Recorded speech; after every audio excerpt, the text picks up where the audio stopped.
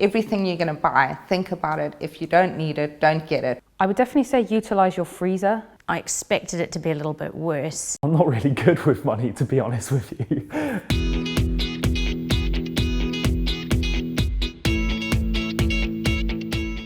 Thankfully, I get a bursary and the NHS are very generous, bless them, and they contribute towards my childcare as well. Because I'm a single parent of 2 small children, my bursary is really good. I do get the maximum bursary because I also get 85% of my childcare paid. With my parents' earnings, I only actually got £83 a month. I didn't know how much I was going to get.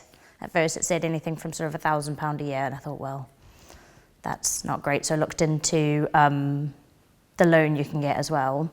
And I thought, well, if I don't have to get it, I'll see how it goes. But then I got a larger bursary, which nearly covered my rent. So I did a pub job over the summer, and I've just kept that on, working in the pub. I got a part-time job to kind of fund more enrichment activities so that I could go out and do things with my friends. I would apply for NHS professionals because they can be really flexible. So it's basically where you can work as a care assistant within the hospital. And yeah, it's just an agency basically, but it's specifically for the NHS. They come in to the university NHSP themselves and they're trying to recruit student nurses because they know that they're good for the job basically, because they already have that clinical experience.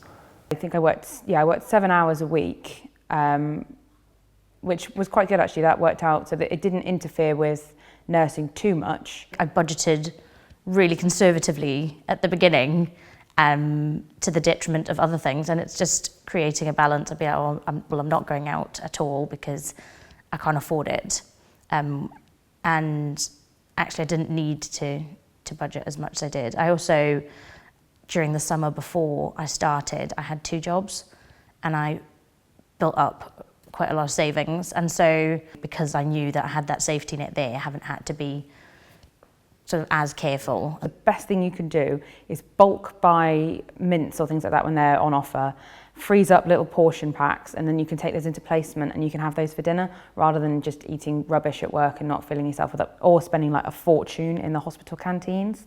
And to get all your books bought right at the start of the course, because later on you won't have that money. Troll student websites, they put them up on, if you tap it into Google, ex-student medical books and things, all sorts comes up. The thing I would invest in is a rail card.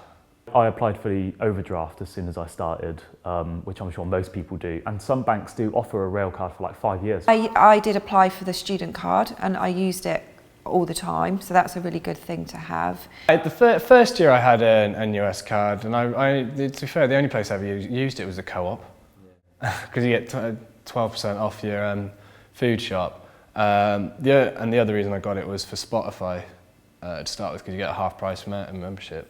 If you move into the halls as well, you get their bus pass, which will get you pretty much anywhere you need to be, and to most placements as well.